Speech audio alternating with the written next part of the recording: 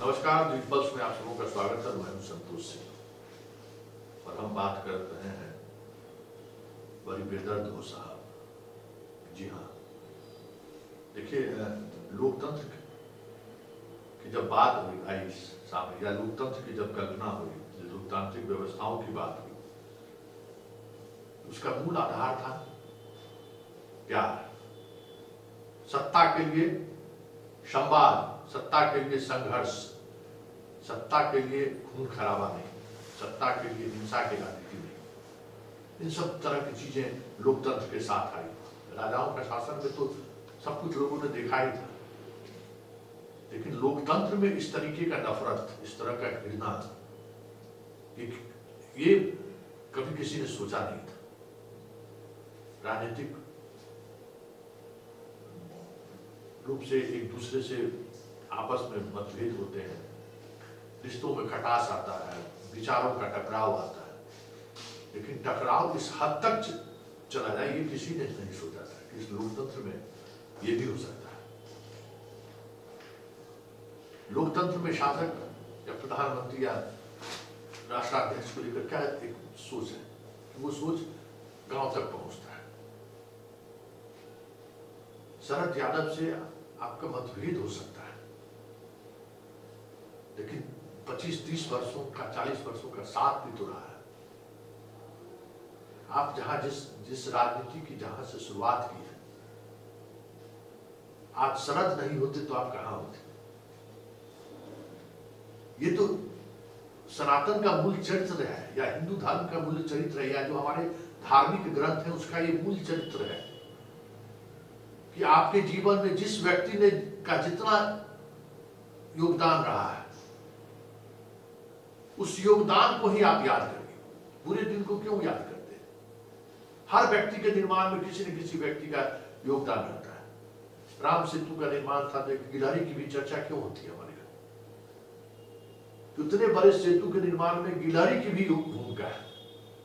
तो नीतीश जी, आपके निर्माण में शरद जी की भी भूमिका रही है। आप भले उनको गिलहरी से भी नीचे दर्जा क्यों न दो, लेकिन इस बात का तो वो हकदार थे कि आप उनकी अंतिम दर्शन में शामिल हो। इतना हकदार तो वो थे, आप उनकी अंतिम सब यात्रा में शामिल हो, इनके इतना तो हकदार वो थे। आज आप जहां जिस कुर्सी पर बैठे हुए हैं, उस कुर्सी तक पहुंचाने में इस व्यक्ति की भी भूमिका रही है। बिहार में जिस तरीके का उन्होंने आपके नेतृत्व में लालू यादव जैसे सामाजिक न्याय के अपने तरीके का नायक आप कह सकते हैं, नायक को उन्होंने चुनौती दी। उस उफान में, जिस उफान में आप में तो वो साहस नहीं था कि अकेले आप इतना आगे बढ़ सकते, क्योंकि वो चरित्र आपका रहा भी नहीं है। उसमें रोम पोप का और मधेपुरा गोप का, गोप के उस रोम में शरद यादव अंगद की तरफ पैर जमाते हैं और लालू यादव को वहीं से चुनाव हराते हैं। फिर वहां पे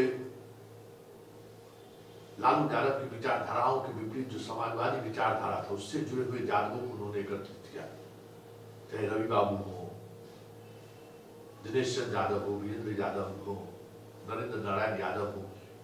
एक इस तरीके के कल्चरल यादव की एक टीम उन्होंने खड़ा की, जिसके सहारे आप उन इलाकों में पैठ जमा पाए।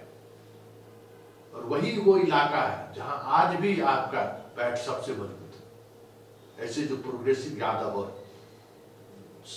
अति पिछड़ों का जो समीकरण शरद यादव ने उस इलाके में बनाया था, आज भी उस इलाके में सबसे ज्यादा सीट, इतनी बुरी स्थिति में भी सबसे ज्यादा विधानसभा का सीट आप उन्हीं इलाकों से जीत कर आए, जहां शरद यादव ने जमीनी स्तर पर लालू के खिलाफ एक नए तरीके की नैरेटिव की शुरुआत की। 2015 तक आपके साथ थे, 17 में जब आप अलग हुए, उस वक्त आपसे मतभेद उनका हुआ, वो वैचारिक मतभेद हुआ। फिर आप उनको किस हद तक पहुंचा, ठीक है वो आपने किया, आपका उन्होंने विरोध, लेकिन ये निधान एक ऐसी घड़ी है जिस घड़ी में हर कटुता, हर तरह के विद्वेष को लोग भूल कर, दुश्मन भी है तब भी लोग उनके अंतिम दर्शन में लोग शामिल होते हैं, अंतिम यात्रा में शामिल होते हैं। मतलब वो व्यक्ति इतना का भी हकदार नहीं था कि एक दिन के लिए शोक दिन घोषित किया जाए। कैबिनेट में जब इसकी चर्चा हुई तो आपकी खामोशी देखने लायक थी। और उसके बाद किस स्थिति में 1 बजे के बाद ये नोटिफिकेशन हुआ है, हर कोई जानता है। ललन सिंह दिल्ली में मौजूद थे, कल 11-12 बजे पहुंचे हैं पटना। राहुल गांधी यात्रा छोड़कर दर्शन करने के लिए आ सकते हैं, ललन सिंह दिल्ली में अपने फ्लैट से शरद यादव के घर नहीं जा सकते। आपके कई सांसद दिल्ली में मौजूद थे, लेकिन वो शरद यादव से मिलने नहीं गए। उन्हें डर था कि कहीं आपके को भाजपा का शिकार न बन जाए। जब राष्ट्रीय अध्यक्ष नहीं जा रहे हैं तो फिर कौन साहस कर सकता है? आखिर इतना नफरत क्यों भाई साहब, इतना घृणा क्यों? अरे राजनीति में आनी जानी लगी रहती है, सत्ता किसके साथ हमेशा रहा है। लेकिन बहुत सारा ऐसा पल होगा शरद यादव के साथ आपका सुकून भरा पल रहा होगा, आपके आगे बढ़ने में शरद यादव की बड़ी भूमिका रही होगी, हर कोई जानता है। तो शरद यादव आज उसके भी हकदार नहीं रहे। कहां जाएगी ये राजनीति? सवाल नीतीश कुमार और शरद यादव का नहीं है, देश के मिजाज का है। ये सोच, ये प्रकृति राजनीति का कहां ले जाएगा इस देश को? क्या हम चीन की तरफ बढ़ रहे हैं? क्या हम रशिया की तरफ बढ़ रहे हैं? क्या हम इजराइल की तरफ बढ़ रहे हैं? या फिर हम नॉर्थ कोरिया की तरफ बढ़ रहे हैं? कुछ ऐसा ही शासक तो ऐसा ही दिखाने की कोशिश कर रहे हैं कि अगर आप मेरा विरोध किए तो हम आपको के विरोध का जवाब इस हद तक देंगे। मानसिकता तो उसी तरफ बढ़ रही है। फिर इस लोकतंत्र का मतलब क्या है?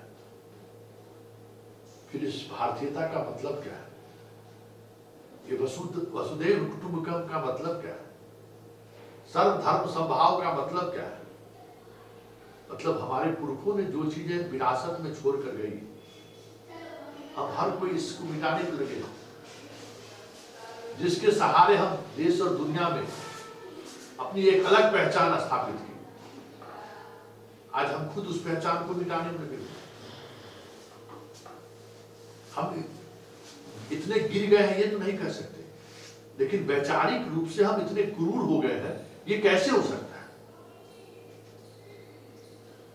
सम्राट अशोक की चर्चा होती है, औरंगजेब की भी चर्चा होती है इस इतिहास में, लेकिन ये तो वैचारिक क्रूरता है कि किसी व्यक्ति ने अगर हमारे विचार से असहमति जताई और मेरा साथ छोड़ा तो हम आपको इस अंदाज में जवाब दें। आने वाली पीढ़ी को आप क्या छोड़कर जा रहे हो? यही नफरत,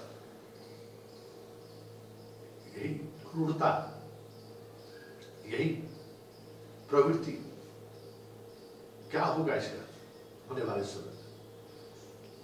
और राजनीति में जब ये चीजें चलने लगी तब तो फिर बहुत सारी चीजें बदल जाएंगी।